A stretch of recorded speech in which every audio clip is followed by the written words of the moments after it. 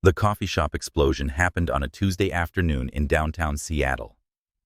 Sarah Martinez had been sitting near the window, reviewing patient files on her laptop, when the world suddenly turned upside down. The blast from the construction accident next door sent glass flying through the air like deadly confetti, and the peaceful cafe transformed into a scene of chaos and terror. Sarah felt the sharp sting across her forehead before she saw the blood. A piece of window glass had sliced through her skin, leaving a gash that immediately began bleeding down her face. Around her, people were screaming, crying, and running in every direction.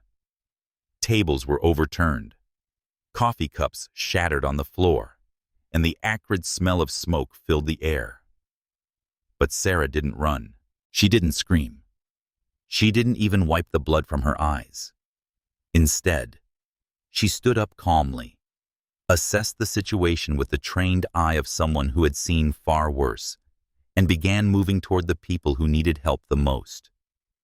Her years as a Navy SEAL medic had taught her that panic was a luxury she couldn't afford, especially when lives were on the line. The first person she reached was an elderly man who had been thrown from his chair. He was conscious, but disoriented with a nasty cut on his arm that was bleeding heavily. Sarah knelt beside him, her own blood still dripping onto her shirt, and began applying pressure to his wound with napkins from a nearby table. "Sir, can you hear me? What's your name?" she asked in a calm, steady voice that cut through the chaos around them. "Harold?" The man gasped, his eyes wide with fear. "What happened? Am I going to die?" "You're going to be fine, Harold. I'm Sarah, and I'm going to take care of you. This cut looks worse than it is." She spoke with the kind of confidence that comes from treating wounded soldiers under enemy fire. To her, this was just another day at the office, even if the office happened to be a destroyed coffee shop. While keeping pressure on Harold's wound, Sarah's eyes swept the room, cataloging injuries and prioritizing who needed help first.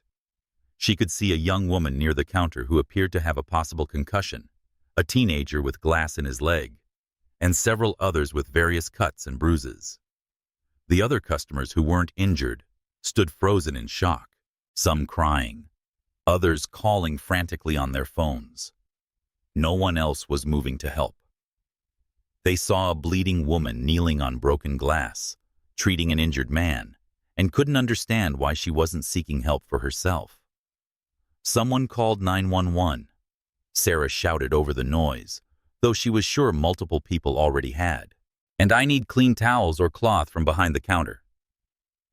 A barista, a young man named Jake, who had been making lattes just minutes before, stumbled over with a stack of clean dish towels. His hands were shaking as he handed them to Sarah. "Are you okay?" he asked, staring at the blood on her face. "You're hurt pretty bad." "I'm fine," Sarah replied without looking up from Harold's arm. She had upgraded from napkins to proper towels and was now fashioning a makeshift pressure bandage. "The head wounds always look worse than they are because they bleed a lot. Harold here needs attention more than I do." Jake watched in amazement as this bleeding woman, who should have been seeking medical attention herself, worked with steady hands to help someone else.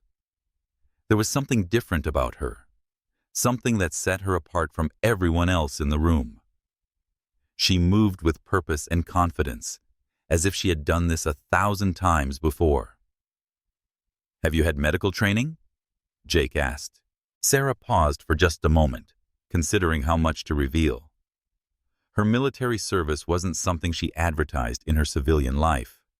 Most people didn't know how to react when they learned she had been one of the few women to complete SEAL training and serve in combat zones.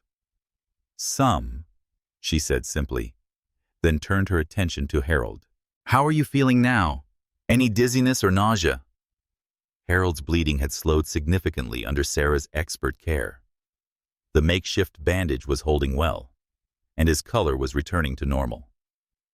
"Better," he admitted. "Thank you. I don't know what I would have done if you hadn't helped me." Sarah smiled at him, blood still trickling down her cheek. "You would have been fine. These things always seem worse than they are when you're in the middle of them. By now, a small crowd had gathered around them. Other customers had stopped their frantic phone calls and crying to watch this remarkable woman work. Someone had found a first aid kit from the shop's office, and Sarah had already moved on to helping the young woman with the possible concussion. "What's your name, honey?" Sarah asked the woman, who appeared to be in her 20s and was sitting dazed against the wall. "Emma," the woman replied slowly. "My head really hurts." Sarah gently examined Emma's pupils with a small flashlight from the first aid kit. "Follow my finger with your eyes, Emma. Don't move your head, just your eyes." She watched carefully for signs of serious head trauma while continuing to bleed from her own untreated wound. The sound of sirens was growing louder outside, but Sarah knew it would still be several minutes before the paramedics could get through the crowd and debris to reach them. Every minute counted when it came to treating injuries, and she wasn't about to waste time sitting around waiting for help to arrive. "Is there anyone here with medical training?" One of the customers called out. "We need someone who knows what they're doing." Jake looked at the customer, then at Sarah, who was now checking the teenager's leg injury with the focused intensity of a trained professional. "I think we already found her," he said quietly. Sarah heard the comment, but didn't respond. She was too focused on the task at hand, treating each patient with the same level of care and attention she had given to wounded soldiers in Afghanistan and Iraq. The only difference was that instead of sand and enemy fire, she was dealing with broken glass and the smell of spilled coffee. Her own wound could wait. It always could wait. In her experience, the person doing the helping was usually the last person who needed help, and that was exactly how she preferred it. When the paramedics finally arrived, they found something they had never seen before. Instead of a chaotic scene of injured people waiting for help, they discovered an organized triage area where the wounded had been sorted by severity of their injuries.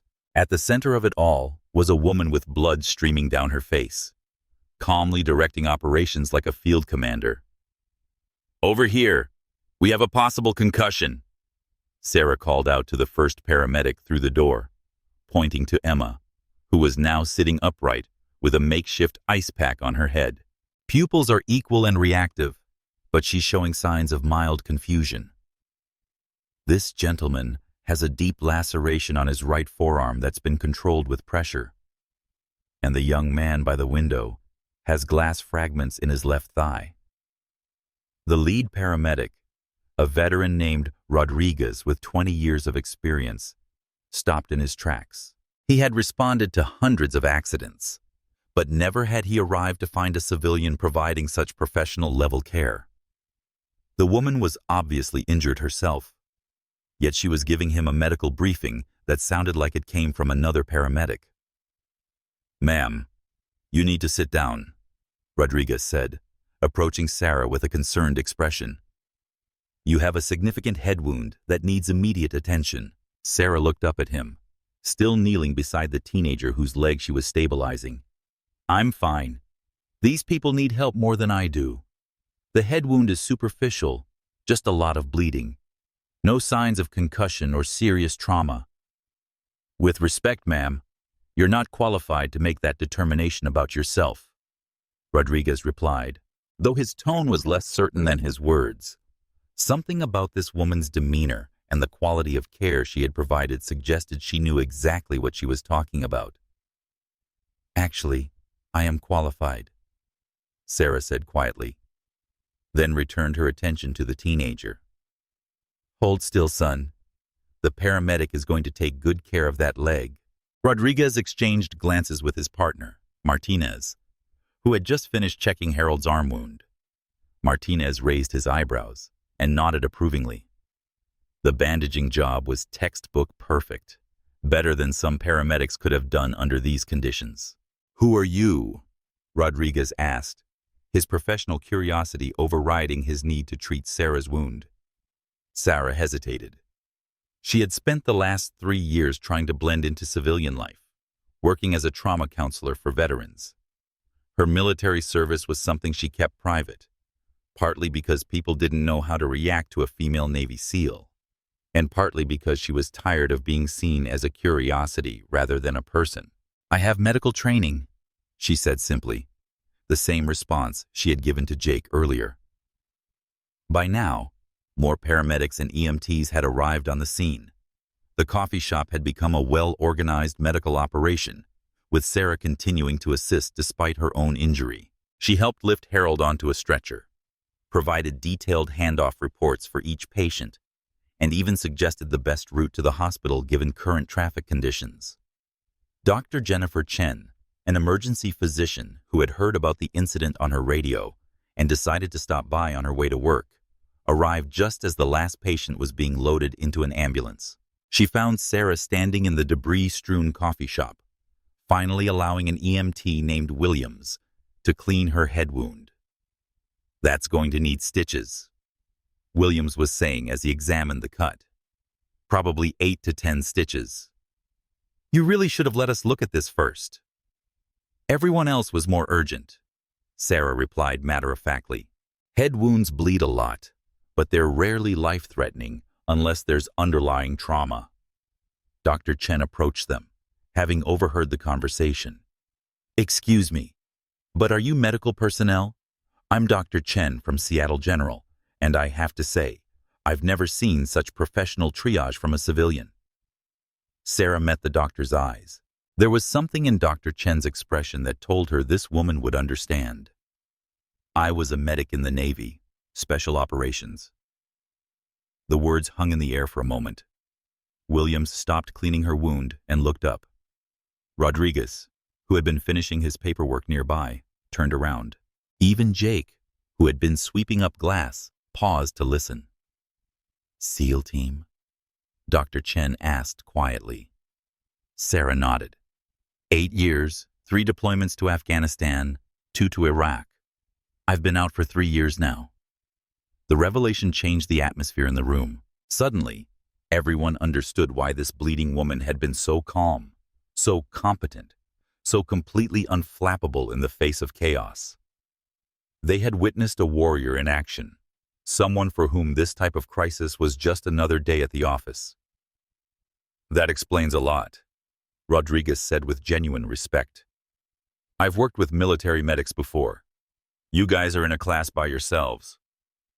Sarah felt uncomfortable with the attention. She had helped people because that's what you do, not because she wanted recognition or praise. Anyone with medical training would have done the same thing. "No," Dr. Chen said firmly.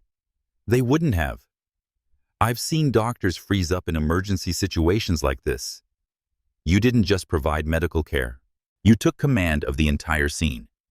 You organized chaos into order while bleeding from a head wound. That takes a special kind of person." Williams had finished cleaning Sarah's wound and was preparing to suture it. "This is going to need a local anesthetic," he said. "It's going to hurt without it." "I'm fine without it," Sarah replied. "Just get it done." Dr. Chen intervened. "Use the lidocaine, Williams. There's no need for unnecessary pain." As Williams prepared the injection, Dr. Chen sat down beside Sarah. "Can I ask you something? What made you leave the Navy? Someone with your skills and experience. You could have made a career out of it." Sarah was quiet for a long moment, watching Williams prepare the suture kit. "I did 8 years. Saw too many good people get hurt. Lost some friends. After my last deployment, I just needed to do something different. Something where I was helping people heal instead of treating combat wounds." "What do you do now?" "I'm a trauma counselor at the VA. I work with veterans who are transitioning back to civilian life. Help them deal with PTSD adjustment issues, that kind of thing." Dr. Chen nodded understandingly, from healer to healer. "That makes sense, though. I have to say, your combat medic skills came in pretty handy today." Sarah smiled for the first time since the explosion. "Old habits die hard, I guess. When people are hurt, you help them. It doesn't matter if you're in Afghanistan or a coffee shop in Seattle. Williams finished the first stitch. "Ma'am, I have to say you've got nerves of steel. Most people would have been shaking after what just happened." "Fear is a luxury you can't afford when people are counting on you," Sarah replied. "Besides, this was nothing compared to treating wounded soldiers while taking enemy fire. At least nobody was shooting at us today." The comment was meant to be light-hearted, but it served as a reminder of the experiences that had shaped Sarah into the person she was. The other people in the room, even the experienced first responders, couldn't fully comprehend what she had been through, what she had seen, what she had endured in service to her country. As Williams finished the last stitch on Sarah's forehead, a news crew arrived outside the coffee shop. Through the broken windows, Sarah could see a reporter setting up her equipment and talking to some of the witnesses who had gathered on the sidewalk. She felt her stomach tighten. Media attention was the last thing she wanted. "Dr. Chen, is there a back exit?" Sarah asked quietly, nodding toward the news crew. Dr. Chen followed her gaze and immediately understood. "Yes, through the kitchen. But Sarah, people should know what you did here today. You saved lives." Sarah shook her head as she stood up, testing her balance after the stitches. "I did my job. That's all. Anyone with medical training would have done the same thing." Rodriguez overheard the conversation and walked over. "Ma'am, with all due respect, that's not true. I've been a paramedic for 20 years, and I've seen doctors, nurses, and other medical professionals freeze up in situations like this. What you did was extraordinary." "It wasn't extraordinary," Sarah insisted. "It was training. When you've treated gunshot wounds in a combat zone while mortars are falling around you, helping people in a coffee shop doesn't seem that difficult." Jake, who had been listening to the conversation while cleaning up, finally spoke up. "Ma'am, can I ask you something? When the explosion happened, you were bleeding pretty badly. Didn't you feel scared or want to run like everyone else?" Sarah considered the question seriously. "Fear is normal. Of course, I felt it. But fear can either paralyze you or focus you. My training taught me to use it as fuel. When adrenaline hits, you have two choices. Let it control you or control it. I chose to control it." Williams packed up his medical supplies and looked at Sarah with obvious admiration. "How do you learn to do that? To stay calm when everything is falling apart?" "Practice," Sarah replied simply. "Lots and lots of practice. In SEAL training, they put you in impossible situations over and over again until staying calm under pressure becomes automatic.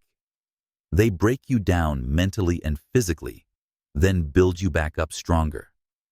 By the time you're deployed, chaos feels normal." Dr. Chen was writing something on a prescription pad. "Sarah, I want you to follow up with your primary care physician in a few days to check those stitches. And I meant what I said earlier. You should be proud of what you did today." Sarah took the prescription and nodded. "Thank you. And thank you for stopping by to help. You didn't have to do that." "Neither did you," Dr. Chen replied. "But you did anyway. That says something about who you are." As Sarah prepared to leave through the back exit, Harold appeared beside her. The elderly man's arm was properly bandaged now, and he looked much better than he had an hour ago. "Miss Sarah," he said, his voice emotional, "I wanted to thank you before you left. The doctor said, if you hadn't stopped that bleeding when you did, I could have been in real trouble." Sarah smiled and gently placed her hand on his good arm. "You would have been fine, Harold. You're tougher than you think." "Maybe, but I'm glad I didn't have to find out. What you did today, taking care of everyone else while you were hurt yourself, that's something special.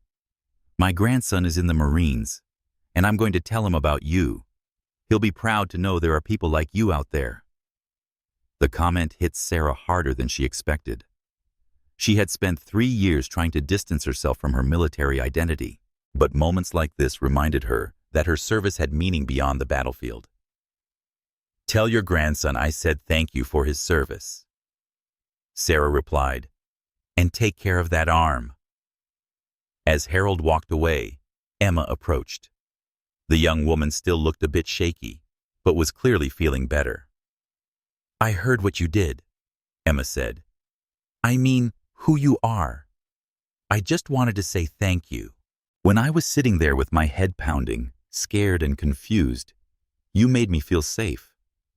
You have this way of making people feel like everything is going to be okay. Sarah felt uncomfortable with the praise, but recognized the genuine gratitude in Emma's voice. I'm glad you're feeling better. Make sure you see a doctor if you have any headaches or vision problems over the next few days. I will, Emma promised. And Sarah, thank you for your service. I know people say that a lot, but I really mean it. What you did overseas, what you did here today, it matters. As Sarah finally made her way toward the kitchen and the back exit, she reflected on Emma's words. For 3 years, she had struggled with her transition to civilian life. She had wondered if her military service had been worth the sacrifices, the trauma, the friends she had lost. Days like today reminded her that once a protector, always a protector. The uniform might change, but the mission remained the same. The kitchen was quiet compared to the controlled chaos of the main dining area. Sarah could hear the muffled voices of the news reporter interviewing witnesses outside. She paused at the back door, knowing that once she walked through it, she would return to her quiet civilian life, where people knew her as Sarah the counselor, not Sarah the Navy SEAL. Jake appeared in the kitchen doorway. Ma'am, I just wanted to say something before you left. Sarah turned around, expecting another thank you that would make her uncomfortable. I've been working here for 2 years. Jake said, I've seen a lot of different people come through that door. Business people, students, tourists, all kinds of folks. But I've never seen anyone like you. The way you took charge today, the way you stayed calm and focused while everyone else was panicking, it was like watching a superhero in action. Sarah almost smiled at the superhero comment. I'm not a superhero, Jake. I'm just someone who had good training and has seen worse situations. Maybe, Jake said, but you chose to use that training to help people. You didn't have to do what you did today. You could have just taken care of your own injury and waited for the paramedics like everyone else. But you didn't. You put everyone else first. Sarah nodded, not trusting herself to speak. The young man's words reminded her of something her commanding officer had told her years ago. The measure of a warrior isn't how well they fight, but how well they protect those who can't protect themselves. Take care of yourself, Jake, she said finally, and maybe consider getting some first aid training. You never know when you might need it. Jake grinned, already planning on it. Watching you today made me realize how helpless I felt when people needed help. I want to be able to do something useful next time. Sarah smiled back. That's the spirit. Help one person at a time, and you'll change the world. As she pushed open the back door and stepped into the alley behind the coffee shop, Sarah took a deep breath of the cool Seattle air. The chaos and noise faded behind her, replaced by the normal sounds of the city going about its business. In a few hours, the story would be on the news. Tomorrow, it would be forgotten. Life would go on. Sarah was sitting in her office at the VA Medical Center when her supervisor, Dr. Patricia Williams, knocked on her door. Patricia was a former Army nurse who had served 2 tours in Iraq before transitioning to civilian healthcare administration. She was one of the few people at the VA who knew about Sarah's SEAL background. Sarah, can I come in? Patricia asked, holding a newspaper in her hand. Sarah looked up from the veteran's file she had been reviewing. Of course. What's up? Patricia closed the door behind her and sat down across from Sarah's desk. Have you seen today's Seattle Times? Sarah's stomach dropped. No, I haven't. Should I have? Patricia unfolded the newspaper and turned it around so Sarah could see the front page. The headline read, "Mystery Woman Saves Lives in Coffee Shop Explosion." Below it was a grainy photo taken through the broken window, showing Sarah kneeling beside Harold while blood streamed down her face. "They don't mention your name," Patricia said quickly, seeing Sarah's expression. "But the witnesses are calling you a hero. They're saying you organized the entire rescue effort while injured yourself." Sarah sighed and leaned back in her chair. "I was hoping this would just go away, Sarah. You saved lives, multiple lives. Why would you want that to go away?" "Because it's not about being a hero," Sarah replied.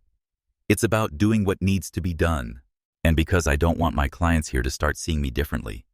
I'm not their counselor who used to be a Navy SEAL.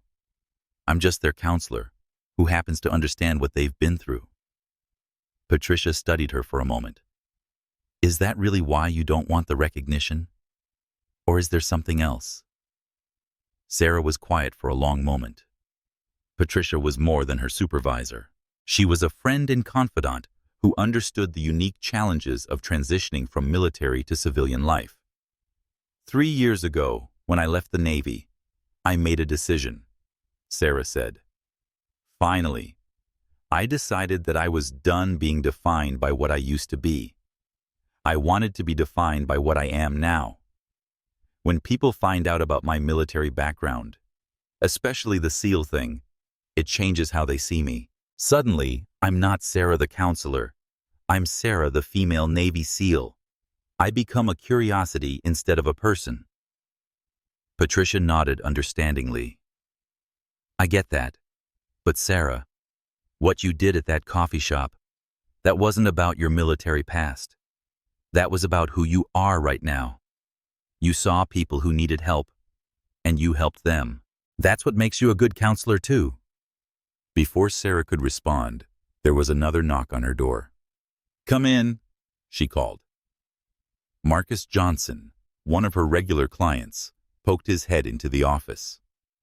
Marcus was a former Marine who had been struggling with PTSD and survivor's guilt since his discharge 6 months ago. Sorry to interrupt, Marcus said. But Sarah, I just wanted to ask if you were the woman in the newspaper story, the coffee shop thing. Sarah and Patricia exchanged glances. Why do you ask, Marcus? Marcus stepped fully into the office, closing the door behind him. Because if it was you, I just want to say something.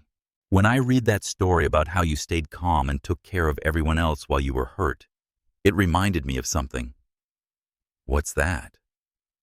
It reminded me of why I became a Marine in the first place. To protect people, to help people.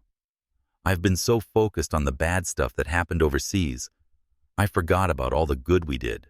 Reading about what you did, how you used your training to help civilians, it made me remember that being a warrior isn't just about fighting. It's about protecting. Sarah felt a lump form in her throat. This was exactly why she had become a counselor, to help veterans like Marcus find meaning and purpose in their post-military lives. Marcus, whether that was me in the story or not, you're absolutely right.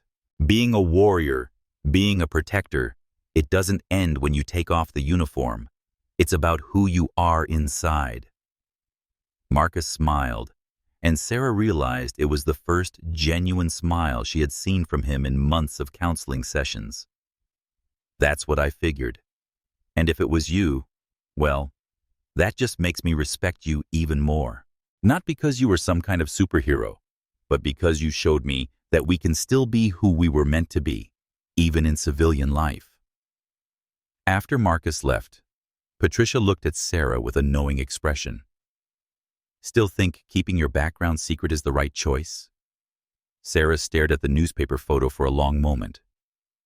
Maybe not always, but I don't want to be defined solely by my military service either. There has to be a balance. What if there was a way to use your experience to help more people without becoming a media spectacle? Patricia asked. What if instead of hiding from your past, you found a way to integrate it with your present? What do you mean? Patricia leaned forward. I've been thinking about starting a specialized program here at the VA. Crisis intervention training for veterans who want to become first responders or emergency personnel. Someone with your background, your combination of combat medical experience and counseling skills would be perfect to run something like that. Sarah considered the idea. You mean training other veterans to handle emergency situations? Exactly. Veterans already have many of the skills needed for emergency response. They understand pressure. They can follow protocols. They work well in teams. But many of them don't realize how valuable those skills are in civilian life. You could help them see that their military experience isn't just baggage they need to overcome. It's an asset they can use to serve their communities. The idea intrigued Sarah. She thought about Marcus and how reading the newspaper story had helped him reconnect with his sense of purpose. How many other veterans were struggling with the same issues, feeling like their military skills had no place in civilian life? It would mean going public with my background, Sarah said. Not necessarily as a media personality, Patricia replied.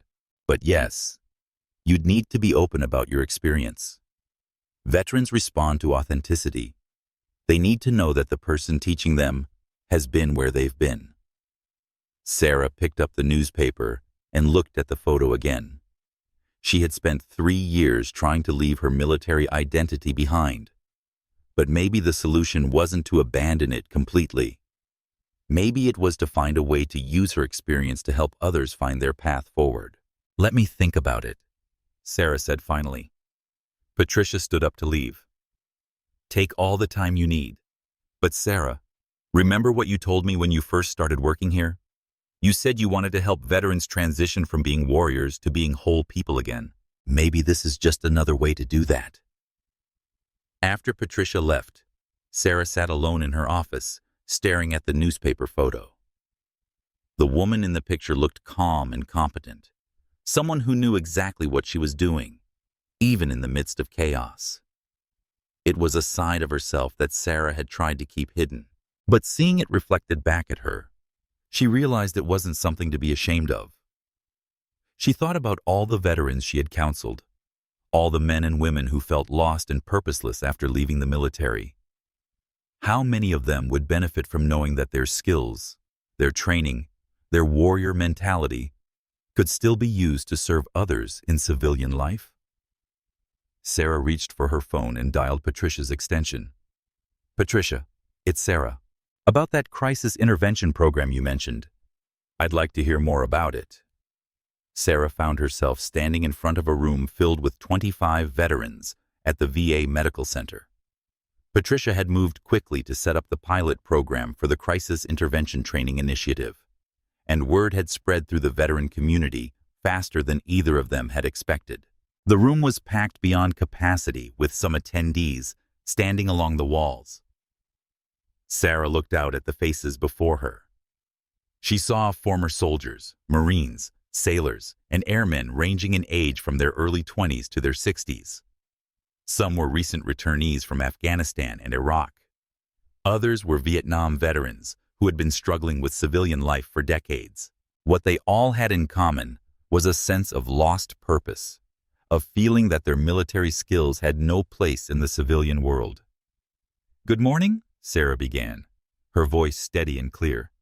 My name is Sarah Martinez, and I'm a trauma counselor here at the VA. I'm also a former Navy SEAL medic with 8 years of active duty service, including 5 combat deployments. A murmur went through the room. Female Navy SEALs were rare enough that most of the attendees had never met one in person. I was sitting in a coffee shop when a construction accident caused an explosion that injured several people. While I was bleeding from a head wound, I found myself doing what my training had taught me to do: assess the situation, prioritize the injured, and provide medical care. What I realized in that moment was that everything I learned in the military, everything that made me an effective combat medic, was just as valuable in civilian life. A hand shot up from the audience. Sarah nodded to a young man in the front row. Ma'am, I'm Dave Patterson, former Army infantry. I saw the story in the newspaper. Is it true you treated multiple people while you were injured yourself? It is true, Sarah replied. But here's what the newspaper didn't capture. I wasn't being heroic. I was simply doing what felt natural. My military training had taught me to function under pressure, to prioritize mission over personal comfort, and to use my skills to help others. Those aren't military skills. They're life skills. Another veteran, an older woman, raised her hand. I'm Linda Chen, former Air Force medic. I've been out for 10 years now, and I work as a school nurse. But I've always felt like my military experience was something I had to downplay or hide. How do you balance honoring your service with fitting into civilian life? Sarah smiled. This was exactly the kind of question she had been hoping for. Linda, that's something I struggled with for 3 years. I thought I had to choose between being a veteran and being a civilian. What I've learned is that it's not about choosing, it's about integrating. Your military experience isn't baggage to overcome. It's an asset to leverage. A gruff voice from the back of the room spoke up. Easy to say, ma'am. But how do you explain to civilian employers that your job experience includes things like killed enemy combatants and survived multiple IED attacks? That doesn't exactly translate to office work. The comment drew nervous laughter from some attendees, but Sarah could see the real pain behind the question. What's your name, and what was your MOS? She asked. Tom Rodriguez, former Marine infantry. Tom, you're absolutely right that we can't put killed enemy combatants on a resume. But let's break down what you actually did as an infantry Marine. You worked effectively under extreme pressure. You made life and death decisions with incomplete information. You functioned as part of a team where everyone's survival depended on everyone else doing their job. You adapted quickly to changing situations. You followed complex protocols while maintaining situational awareness. You provided security and protection for others. Sarah paused to let that sink in. Now, does that sound like someone who might be valuable as an emergency responder, a security professional, a crisis counselor, or any number of other civilian careers? Tom was quiet for a moment. I never thought about it that way. That's what this program is about, Sarah continued. We're going to spend the next 6 weeks learning how to translate your military skills into civilian emergency response capabilities. We're going to practice scenarios where your ability to stay calm under pressure could save lives. And we're going to help you see that being a warrior doesn't end when you take off the uniform. Marcus Johnson, her client who had visited her office after reading the newspaper story, was sitting in the 3rd row. He raised his hand. Sarah, can I ask how this changed things for you personally? I mean, going public with your military background after trying to keep it private. Sarah appreciated the question because it showed Marcus was thinking about his own journey. It's been interesting, Marcus. For 3 years, I tried to be just a counselor who happened to be a veteran. Now, I'm learning to be a counselor who is proud to be a veteran. The difference is significant. A young woman near the front raised her hand. I'm Jessica Kim, former Navy corpsman. I've been working as an EMT for 2 years now, but I still feel like I'm not using all of my skills. How do you know when you found the right fit? Sarah nodded, recognizing the frustration in Jessica's voice. Jessica, that's a great question, and it's one I think a lot of veterans struggle with. The truth is, there might not be one perfect civilian job that uses all of your military skills, but there are ways to create opportunities that do. She walked closer to Jessica's row. Tell me, what did you love most about being a corpsman? Taking care of Marines in the field, being the person they could count on when everything went wrong, making the difference between life and death. And what do you love about being an EMT? Jessica thought for a moment. The same things, actually. But it feels different somehow. Less important, I guess. Why do you think that is? Because civilians don't understand what we do the way Marines did. In the field, everyone knew that the corpsman was the most important person in the unit when someone got hurt. In civilian EMS, I'm just another EMT. Sarah saw several heads nodding around the room. This was a common theme among veterans transitioning to civilian emergency services. Jessica, what if I told you that your military medical training actually makes you uniquely qualified for crisis situations that most civilian EMTs aren't prepared for? What if there was a way to use your advanced skills in civilian life? What do you mean? Sarah turned to address the entire room. This is exactly what we're going to explore in this program. Many of you have training and experience that goes far beyond what civilian first responders typically receive. Combat medics like Jessica have treated trauma injuries under conditions that would overwhelm most civilian medical personnel. Infantry veterans like Tom have experience with crowd control, threat assessment, and protection of civilians in dangerous situations. She paused to let them absorb this. What if we created a specialized response team made up of veterans? A team that could be called in for major disasters, terrorist incidents, mass casualty events, or other situations where standard emergency response might not be sufficient. The room was completely silent now. Sarah could see the wheels turning in their minds. You mean like a civilian special operations team for emergencies? Asked a veteran from the middle of the room. Exactly, Sarah replied. Not replacing regular first responders, but augmenting them in situations that require military-level training and experience. Think about it. When there's a major disaster, who do they call in? The National Guard, military personnel. Because sometimes civilian emergency response isn't enough. Tom Rodriguez spoke up again. Ma'am, that actually sounds like something that could work. But how would we get trained and certified for something like that? Sarah smiled. That's what the next 6 weeks are about. We're going to combine your existing military skills with civilian emergency response protocols. We're going to practice scenarios based on real-world events, and we're going to help you build a network of like-minded veterans who can support each other in this transition. Patricia Williams, who had been observing from the back of the room, stepped forward. I'd like to add something here.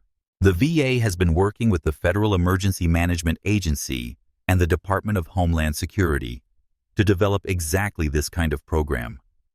There's a real need for highly trained emergency responders who can handle situations that go beyond normal civilian capabilities. A buzz of excitement went through the room. These veterans had spent months or years feeling like their military skills were irrelevant in civilian life. Now they were hearing that those skills might actually be exactly what their communities needed. What kind of scenarios are we talking about? Asked Linda Chen. Sarah walked to a whiteboard and began writing. Active shooter situations, natural disaster response, mass casualty incidents, terrorist attacks, chemical or biological emergencies, situations where the first responders need to function like a military unit. She turned back to the group. How many of you have wondered what you would do if you were in a movie theater or a school or a shopping mall when something bad happened? How many of you have felt frustrated because you have the training to help, but no way to officially use that training? Every hand in the room went up. That's what we're going to change, Sarah said. We're going to give you a way to serve your communities using the skills you learned in service to your country. We're going to help you become the protectors you were always meant to be, just in a different uniform. Marcus raised his hand again. Sarah, what about the psychological aspect? A lot of us are dealing with PTSD, anxiety, depression. Is it really smart for us to be putting ourselves in high-stress situations again? It was a thoughtful question, and Sarah was glad he had asked it. Marcus, that's something we'll address extensively in this program. First, participation is completely voluntary, and we'll have thorough psychological evaluations to ensure everyone is ready for this kind of work. Second, we'll have ongoing counseling and support throughout the program and beyond. She looked around the room. But here's something I want you to consider. For many veterans, the problem isn't that they experienced trauma in the military, The problem is that they feel like that trauma was meaningless once they got home. When you can use your experience to help others, when you can turn your pain into purpose, it changes everything.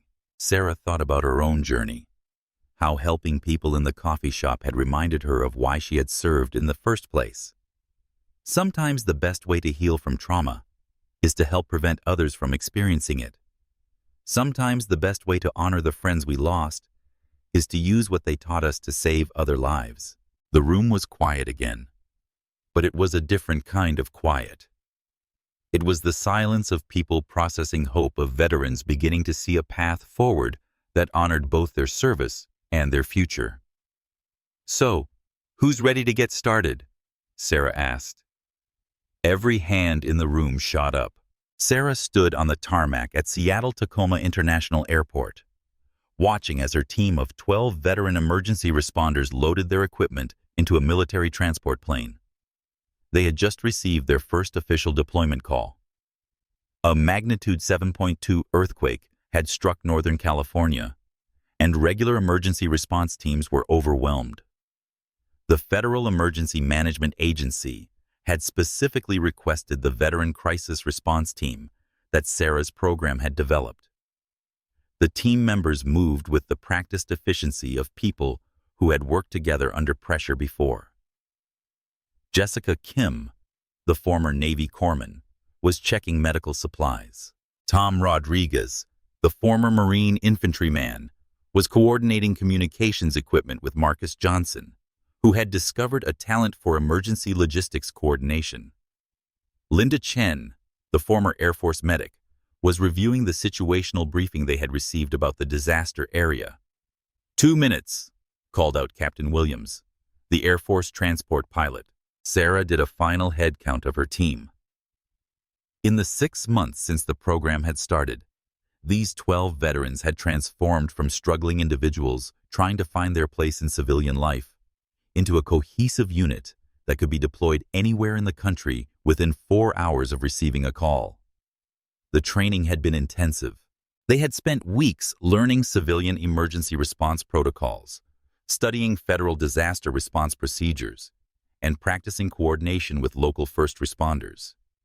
They had trained in collapsed building search and rescue, mass casualty triage, crowd control in emergency situations, and crisis communications.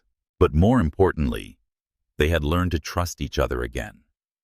Many of them had lost that sense of camaraderie and shared purpose when they left the military. Working together toward a common goal of serving others had restored something that had been missing from their lives. As the plane lifted off from Seattle, Sarah reflected on how much had changed since that day in the coffee shop. The newspaper story that she had tried to avoid had actually led to something much bigger than she could have imagined. The pilot program had been so successful that the Department of Homeland Security was now funding similar programs in cities across the country. "Hey, Sarah," Marcus called out over the noise of the engines. "You remember what you told me that first day about being protectors even in civilian life?" Sarah nodded. "I remember. I just wanted you to know, this is the first time since I got out of the Marines that I feel like myself again. Like I have a purpose again." Jessica overheard this conversation and leaned over. "Same here. For 2 years, I felt like I was just going through the motions as an EMT. Now I feel like I'm actually making a difference again." Tom Rodriguez looked up from the radio equipment he was monitoring. "You know what the best part is? When we get to the disaster site, the local first responders are going to be glad to see us. We're not going to be the strange veterans who don't quite fit in. We're going to be the backup they've been waiting for." Sarah smiled. This was exactly what she had hoped for when Patricia first suggested the program. These veterans had found a way to bridge their military experience with civilian service. They weren't trying to relive their glory days or play soldier in civilian clothes. They were using their unique skills and training to serve their communities in ways that regular civilians couldn't. The flight to Northern California took 3 hours. During the journey, the team reviewed their mission briefing and prepared their equipment.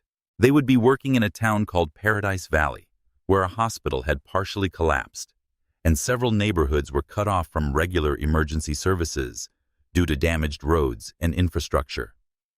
Their primary mission was to establish a field medical station that could handle trauma cases until the regular medical infrastructure could be restored. Secondary objectives included search and rescue operations in the collapsed sections of the hospital and providing security for the evacuation of critical patients to facilities in San Francisco. As they approached the disaster area, Sarah looked out the window at the devastation below. Collapsed buildings, damaged roads, and smoke rising from several fires painted a picture of chaos that would have been overwhelming to most civilian emergency responders. But to her team of veterans, it looked like just another day at the office. "Listen up," Sarah called out as the plane prepared to land. "Remember, we're here to support the local first responders, not replace them. We work within their command structure, we follow their protocols, and we make them look good. Our job is to be the extra capability they need to handle this situation." "Roger that," came the unanimous response from her team. The plane touched down at a small airport about 20 miles from the disaster zone. Local emergency management officials were waiting for them with transportation and an update on the current situation. "Are you the veteran response team from Seattle?" asked a harried-looking woman in a FEMA jacket. "That's us," Sarah replied. "I'm Sarah Martinez, team leader. What's the current status?" The FEMA official, who introduced herself as Director Susan Park, looked relieved. "We've got more casualties than our local hospitals can handle. The main trauma center is partially collapsed, and we're having trouble getting critically injured people out to San Francisco because of road damage. We were told you folks specialize in exactly these kinds of situations." "We do," Sarah confirmed. "Where do you need us?" Director Park led them to a convoy of emergency vehicles. "The hospital situation is our biggest problem. We've got about 30 people trapped in the collapsed section, including medical staff. Regular search and rescue teams are having trouble getting to them because of unstable debris. We need people who can work in dangerous conditions." Sarah looked at her team. This was exactly the kind of situation they had trained for, the kind of high-risk, high-stakes operation that required military-level discipline and experience. "Tom, Marcus, Jessica, Linda," Sarah called out. "You're with me on the hospital operation. The rest of you set up the field medical station according to the plan we practiced. Coordinate with the local EMTs and make sure we're ready to receive casualties as soon as we start getting people out." As they loaded into the emergency vehicles, Jessica looked at Sarah with a grin. "You know, 6 months ago, I thought my military medical training was useless in civilian life. Now I'm about to use it to save lives in a collapsed hospital. Funny how things work out." Sarah nodded as their vehicle pulled away from the airport, racing toward the disaster zone with lights flashing and sirens wailing. Sometimes the best way to move forward is to embrace who you've always been. The radio crackled with updates from the disaster site, reports of additional casualties, structural damage assessments, and coordination with incoming medical helicopters. To most people, it would have sounded like chaos. To Sarah and her team, it sounded like home. They were warriors again, but warriors with a different mission. Instead of fighting enemies, they were fighting disasters. Instead of protecting military units, they were protecting civilian communities. Instead of treating combat wounds, they were treating earthquake victims. But the core of who they were remained the same. Protectors, healers, servants of something larger than themselves. The coffee shop explosion had reminded Sarah of that truth, and now she was helping other veterans rediscover it for themselves. As their convoy approached the disaster zone, Sarah felt the familiar calm that came with having a clear mission and a trained team to execute it. This was who she was meant to be. Not Sarah, the former Navy SEAL. Not Sarah, the trauma counselor. But Sarah, the bridge between her military past and her civilian future. helping others cross that same bridge. Sarah found herself back in the same establishment, sitting at the same table where she had been working when the construction accident changed everything. The shop had been completely rebuilt with new windows, updated safety features, and a small plaque near the entrance that read, "In appreciation of those who help others in times of crisis." Jake, the young barista who had witnessed her actions that day, was now the shop manager. He had completed his EMT training and volunteered with the local fire department on weekends. When he saw Sarah walk in, his face lit up with recognition. "Sarah, I can't believe you're here. I read about your team's work in California. The earthquake response was incredible." Sarah smiled as she accepted her usual coffee order. "Thanks, Jake. How's the EMT training going?" "Better than I expected. You were right about needing those skills. Last month, I was first on scene for a car accident and was able to stabilize 2 people before the paramedics arrived. It felt amazing to actually be able to help instead of just standing there feeling helpless." As Sarah sat down with her coffee, she thought about how many lives had been changed by the events of that day. Not just her own, but Jake's, Marcus's, Jessica's, Tom's, and dozens of other veterans who had found new purpose through the crisis response program. Her phone buzzed with a text message from Patricia. "Conference call with DHS in 30 minutes. They want to discuss expanding the program to 15 more cities. Congratulations, you've started a movement." Sarah stared at the message for a moment. A movement. She had never thought of it that way. But Patricia was right. What had started as a personal moment of instinct in a crisis had evolved into a national program that was changing how the country thought about veteran transition and emergency response. The program now had teams in 8 cities, with plans to expand to 23 cities over the next 2 years. More than 300 veterans had completed the training, and the teams had responded to floods in Louisiana, wildfires in Colorado, tornado damage in Oklahoma, and hurricane relief in Florida. The success rate was remarkable. 94% of program participants reported significant improvement in their sense of purpose and mental health. And veteran suicide rates in participating cities had dropped by 23%. But the statistics didn't capture what Sarah considered the real success.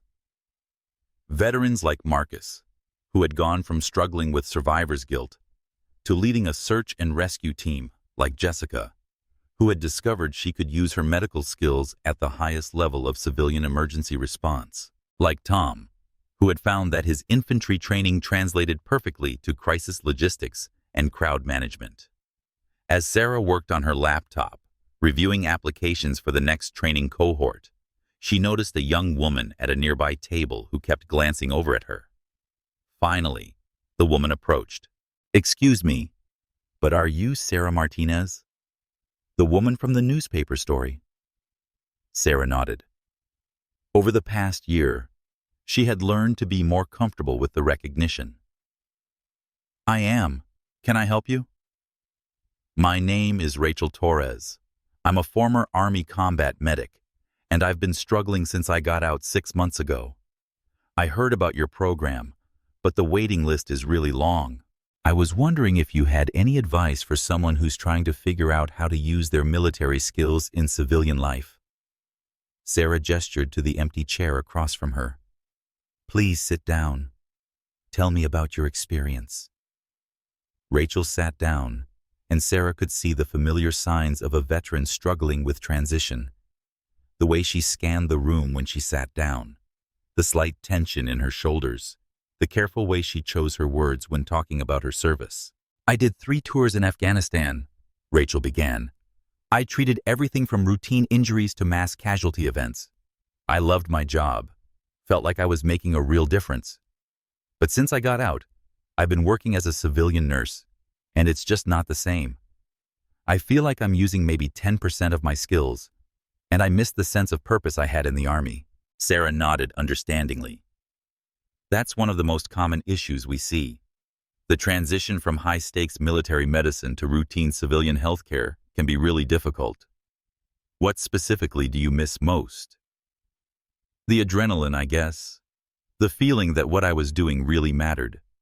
The teamwork. In the Army, when something bad happened, everyone knew their job and did it without having to think about it. In civilian healthcare, everything feels so slow and bureaucratic. Sarah smiled. Rachel, what you're describing isn't nostalgia for war. It's nostalgia for excellence, for operating at the highest level of your capabilities. That's exactly what our program is designed to address. She pulled out her phone and scrolled through her contacts.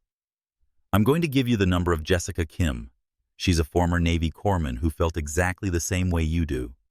She's now leading our medical response team in Portland. Even though our program has a waiting list, we can always use people to help with training scenarios and community outreach. Rachel's eyes lit up. Really? You think there might be a place for someone like me? Rachel, the country needs people like you.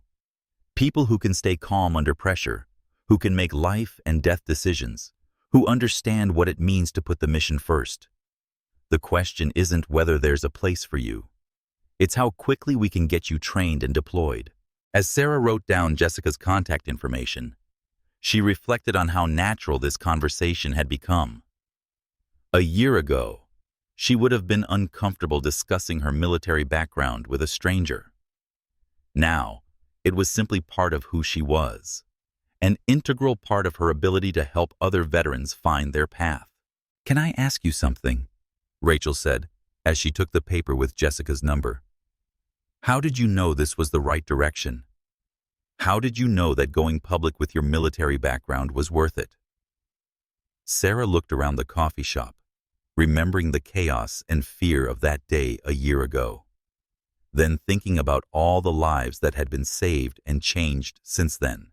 I didn't know, she said honestly. I just knew that when I saw people who needed help, I couldn't walk away. Everything else grew from that single decision. Sometimes you don't know if you're making the right choice until you look back and see all the people whose lives were changed because you made it. Rachel stood up to leave, then turned back. Thank you not just for the contact information, but for showing people like me that there's still a way to serve. After Rachel left, Sarah returned to her laptop, but she found it hard to concentrate. Through the new windows of the coffee shop, she could see the construction site where the accident had occurred a year ago. It was now a small park, with a memorial to the first responders who had arrived that day. Her phone rang. It was Dr. Chen, the emergency physician who had stopped to help at the scene. Sarah, I hope you don't mind me calling. I got your number from Patricia Williams. I wanted to let you know about something. Of course, Dr. Chen. What's going on? I'm presenting a paper at the National Emergency Medicine Conference next month about the integration of military veterans into civilian emergency response. I've been following the success of your program, and I'd like to ask if you'd be willing to be a co-presenter. Your work is changing how we think about emergency preparedness in this country. Sarah was quiet for a moment. A year ago, she would have declined immediately, uncomfortable with the attention in the platform. Now, she understood that visibility was part of the responsibility that came with her position. I'd be honored to present with you, Dr. Chen. Excellent. You know, I've been thinking about that day in the coffee shop a lot lately. At the time, I was impressed by your medical skills and your composure under pressure. But looking back, I think what was really remarkable was your instinctive understanding that your military service wasn't something to leave behind. It was something to build upon. After the call ended, Sarah closed her laptop and sat quietly in the rebuilt coffee shop.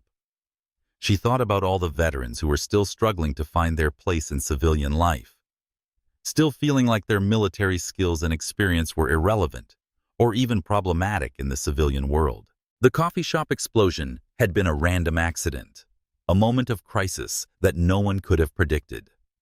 But Sarah's response to that crisis had created ripple effects that were still spreading, still changing lives, still helping veterans understand that their service didn't end when they took off the uniform.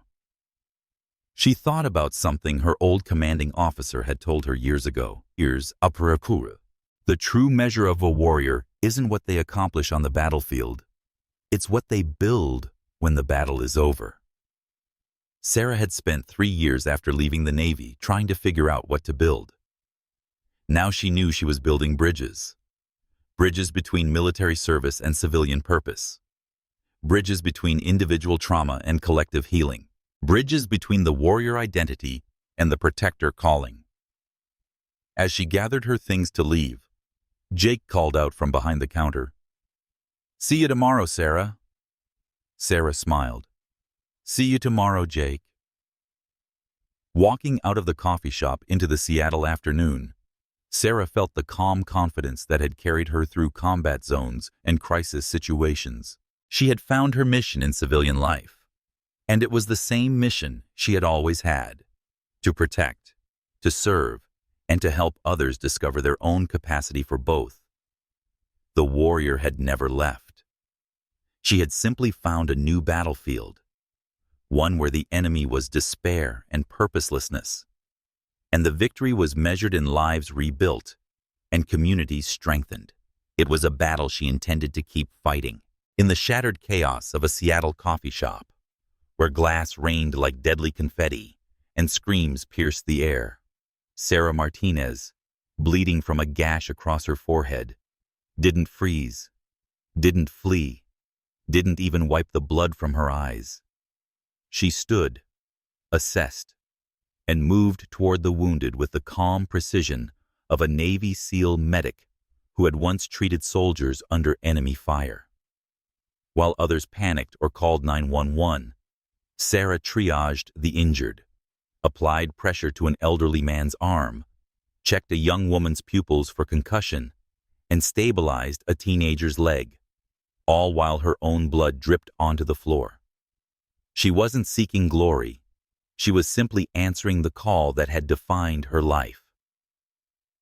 When people are hurt, you help them. That single instinct, forged in combat and carried into civilian life, didn't just save lives that day. It sparked a movement. From one act of quiet courage grew a national program training veterans to transform battlefield skills into civilian heroism, proving that purpose isn't lost when the uniform comes off. It evolves. The deepest lesson? Your past doesn't have to haunt you. It can heal you and others if you let it. Sarah's story reminds us the scars we carry, the training we've endured, the pain we've survived. They're not burdens. They're blueprints for bravery. In a world quick to forget, one calm heart in crisis can rebuild 1,000 broken ones. What about you? Have you ever turned a personal wound into someone else's rescue? Drop your story in the comments. I read every single one. If this moved you, hit that subscribe button and ring the bell. Together, let's keep sharing stories that turn pain into power. You never know whose life you'll save next.